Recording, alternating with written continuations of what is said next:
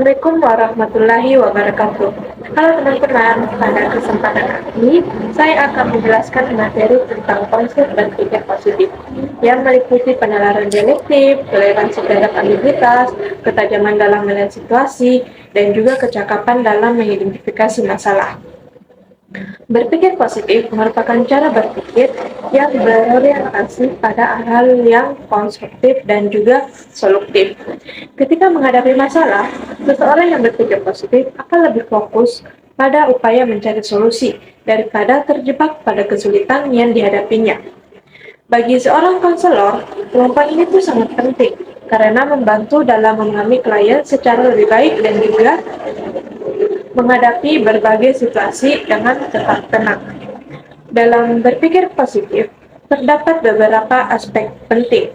Yang pertama itu ada harapan positif, yaitu keyakinan bahwa setiap masalah dapat diatasi dan setiap individu memiliki potensi untuk tetap berkembang. Yang kedua itu ada afirmasi diri, yaitu kemampuan melihat kekuatan dan kelebihan yang dimiliki oleh diri sendiri. Yang ketiga itu ada sikap tidak menghakimi, yaitu kemampuan memahami keadaan tanpa terburu-buru memberikan penilaian.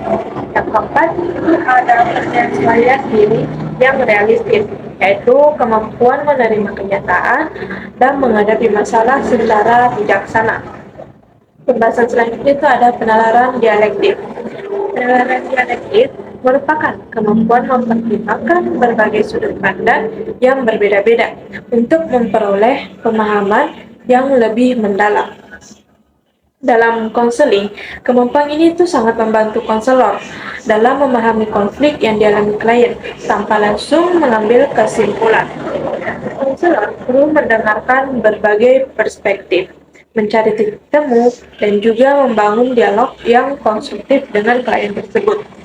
Pembahasan selanjutnya itu ada toleransi terhadap ambiguitas. Toleransi terhadap ambiguitas adalah kemampuan untuk tetap tenang ketika menghadapi situasi yang tidak pasti atau belum jelas. Nah, dalam proses konseling, informasi yang diberikan oleh klien tersebut tidak selalu lengkap, sehingga konselor harus bersabar dan tidak terburu-buru dalam memberikan solusi kepada klien tersebut. Kemampuan ini tuh dapat kita kembangkan melalui berbagai cara. Yang pertama itu ada mindfulness, yang kedua ada berpikir reflektif, yang ketiga memperluas wawasan, dan yang keempat mengelola emosi dengan baik. Pembahasan selanjutnya itu ada ketajaman dalam melihat situasi. Kemampuan ini tuh berarti mampu mengamati, memahami, dan juga menafsirkan suatu situasi secara menyeluruh. Konselor harus memperhatikan perilaku klien, bahasa tubuh, ekspresi wajah, latar belakang kehidupan, serta pola-pola yang muncul dalam pikiran dan perilaku klien tersebut. Dengan demikian, konselor dapat memahami kondisi klien secara lebih akurat. Pembahasan yang terakhir itu ada kecakapan dalam mengidentifikasi masalah. Kemampuan ini tuh sangat penting karena dapat menjadi dasar dalam proses konseling.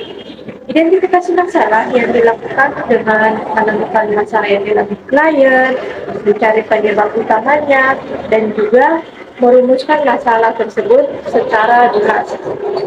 Jika masalah tersebut dapat diidentifikasi dengan tepat, maka bantuan yang akan kita berikan juga akan lebih efektif dan sesuai dengan kebutuhan klien tersebut. Yang dapat saya simpulkan dari semua tadi, yaitu berpikir positif, penalaran dialektif, toleransi terhadap ambiguitas, ketajaman dalam melihat situasi, dan juga kemampuan mengidentifikasi masalah merupakan kompetensi yang sangat penting bagi seorang konselor. Karena kemampuan-kemampuan itu dapat membantu konselor dalam memahami klien secara lebih baik, serta memberikan layanan yang profesional dan juga efektif. Sekian penjelasan dari saya. Mohon maaf bila ada salah kata. Terima kasih atas perhatiannya. Wassalamualaikum warahmatullahi wabarakatuh. I just had to let you know you're